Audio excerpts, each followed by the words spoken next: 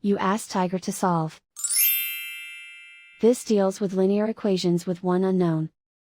The final result is x equals 8. Let's solve it step by step. Group all constants on the right side of the equation. Add 8 to both sides. Simplify the arithmetic.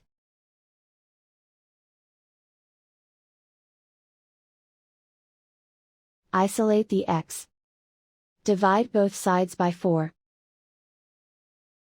Simplify the fraction. Find the greatest common factor of the numerator and denominator. Factor out and cancel the greatest common factor.